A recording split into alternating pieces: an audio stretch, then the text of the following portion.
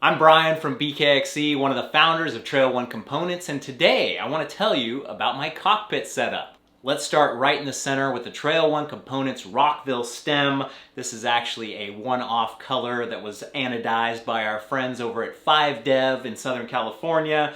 Really cool, just to kind of match the color scheme on the rest of my bike.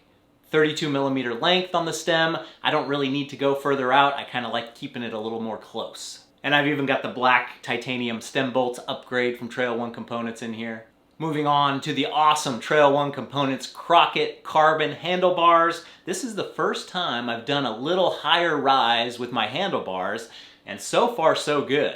This is a 35mm rise, which is supposed to get you in a better position on the downhills, which might sacrifice a little bit on the uphills, but I have not felt any detriment by having these higher rise bars. I like doing the goofy, tough climbs, and it hasn't hurt me at all. I also did the decal upgrade kit to put some more black on these handlebars with the white outline. I just love the way it looks. I've got the wireless dropper post and the wireless shifting on this bike, so I have a lot less cables on my cockpit, which I love so much. I've got one of these little dingle dongles here to keep these two cables together, and it works so well. Most of the components on my bike are SRAM/rock shocks, but with my brakes, I really prefer Shimano XT 4-piston brakes. I love that stopping power, and I like the abrupt stop feel with the Shimanos. And of course, for my grips, I've got the best grips in the world, the Trail One Components Hell's Gate grips, a medium-sized grip. They're not super skinny, they're not super fat. For me, they're in that perfect Goldilocks zone.